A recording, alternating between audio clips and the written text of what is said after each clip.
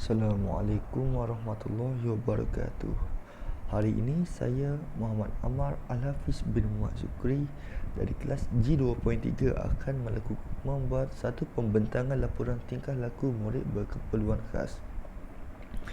Definisi tingkah laku. Tingkah laku ialah semua tindakan manusia yang boleh diperhati, diukur dan dinilai, dan sebarang perbuatan yang dilakukan sama ada secara terus atau tidak, secara sedar atau supada sedar.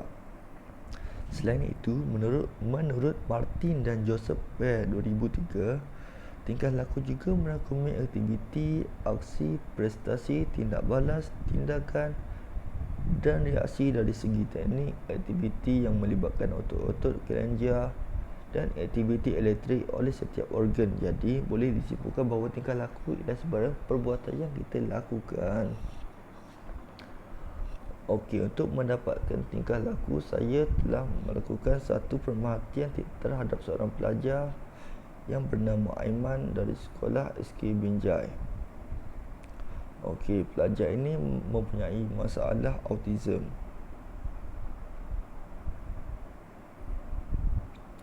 Okey, yang pertama sekali untuk mendapatkan tingkah laku sebenar Aiman ini, saya telah melakukan pemerhatian tingkah laku dominan. Pemerhatian dibuat menggunakan rekod naratif dan senarai semak. Rekod naratif ialah cerita atau peristiwa yang menunjukkan tingkah laku murid tersebut. Ianya dilakukan dengan menulis secara terperinci setiap tingkah laku yang ditunjukkan. Manakala senarai semak digunakan, senarai semak ialah satu senarai item yang disediakan untuk mengenal pasti perkembangan murid dari segi pengetahuan, kemahiran, sikap dan kebolehan. Ianya perlu dilakukan secara beberapa kali untuk mendapatkan maklumat yang lebih tepat. Okey, ini adalah satu contoh rekod naratif yang telah saya lakukan terhadap Aiman. Di manakala ini adalah contoh senarai semak yang telah saya gunakan. Okey, berdasarkan kedua-dua pemerhatian yang telah dibuat, saya mendapati bahawa tingkah laku dominan Aiman ini, saya mendapati bahawa Aiman mempunyai beberapa tingkah laku dominan. Antaranya ialah Aiman suka menjerit di dalam kelas, kerap keluar dari kelas dan tidur di dalam kelas. Okey, setelah tingkah laku dominan telah diperoleh, saya membuat satu pemerhatian untuk mendapatkan tingkah laku sasaran pula. Okey, untuk mendapatkan tingkah laku sasaran ini, saya menggunakan rekod frekuensi dan kaedah time sampling. Rekod frekuensi ialah pengiraan frekuensi adalah satu rekod tentang bilangan berlakunya tingkah laku sasaran dalam jangka masa ditetapkan. Manakala time sampling ialah rekod yang meninjau peristiwa yang berlaku sebelum, selepas dan semasa kejadian. Ianya memfokuskan kepada kekerapan sikap yang ditunjukkan untuk suatu tempoh masa.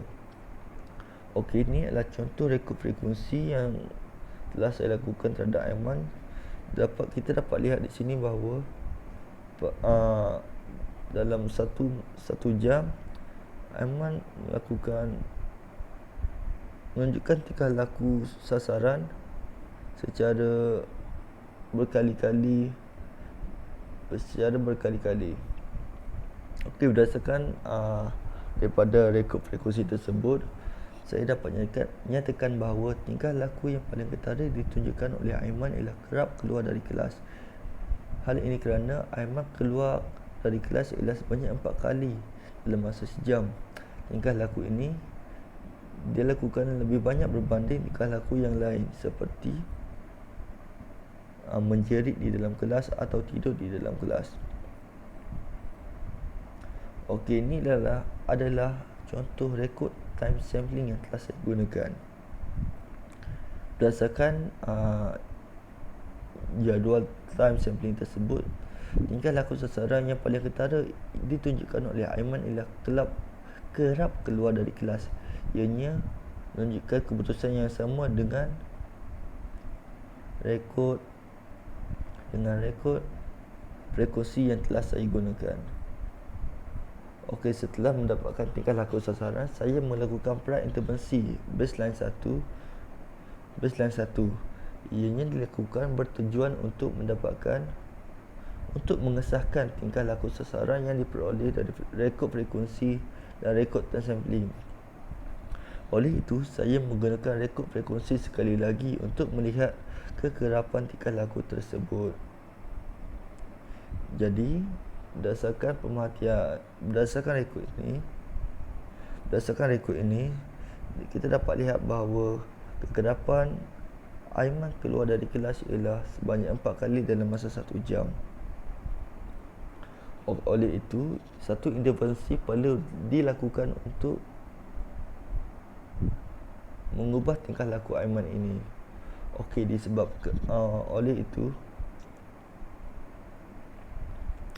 intervensi ialah langkah-langkah yang sistematik berdasarkan prinsip-prinsip psikologi untuk mengubah tingkah laku negatif kepada tingkah laku positif. Disebabkan Aiman menunjukkan tingkah laku negatif. Oleh itu, saya perlu mengubah tingkah laku Aiman supaya dia dapat menunjukkan tingkah laku yang positif. Okey, apa yang boleh saya lakukan ialah dengan memberikan peneguhan positif, iaitu guru boleh memberikan pujian dan ganjaran. Ianya boleh diberikan sekiranya Aiman menunjukkan tingkah laku positif di dalam kelas, ataupun Aiman tidak mengulangi tingkah laku negatif di dalam kelas. Okey, contohnya ianya boleh diberikan ganjaran. Contohnya, pujian atau ganjaran boleh diberikan kepada Aiman sekiranya dia boleh kekal di tempat duduk dan tidak lagi keluar dari kelas semasa proses pengajaran dan pembelajaran berlangsung. Contoh ganjaran yang boleh diberikan ialah ianya mungkin boleh berkait dengan minat belajar tersebut. Contohnya, Aiman gemar menonton video. Jadi, apa yang guru boleh lakukan ialah memberi masa kepada Aiman untuk menonton video kegemarannya, tetapi dengan syarat Aiman tidak mengulangi tingkah laku negatifnya.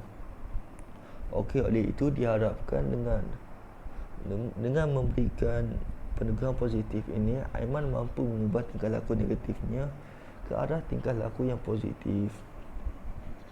Kesimpulannya, menangani masalah tingkah laku dalam kalangan murid, terutamanya murid berkeperluan khas, bukanlah satu tindakan yang mudah. Sebagai seorang bakal guru, kita harus memikirkan strategi pencegahan atau strategi menggunakan sesuatu tingkah laku yang tidak diingini dalam diri murid tersebut. Oleh yang demikian, tingkah laku bermasalah ini harus ditangani oleh guru dengan teratur dan bijak agar tidak membantutkan atau mengganggu proses pengajaran dan pembelajaran di dalam kelas. Memodifikasi tingkah laku ialah satu strategi yang penting boleh dilakukan oleh guru. Ianya bertujuan supaya tingkah laku negatif dapat diubah ke arah tingkah laku yang positif. Untuk mencapai matlamat, penggunaan kaedah yang digunakan juga perlulah dirancang dengan baik dan teratur. Oleh yang demikian, guru harus memainkan peranan mereka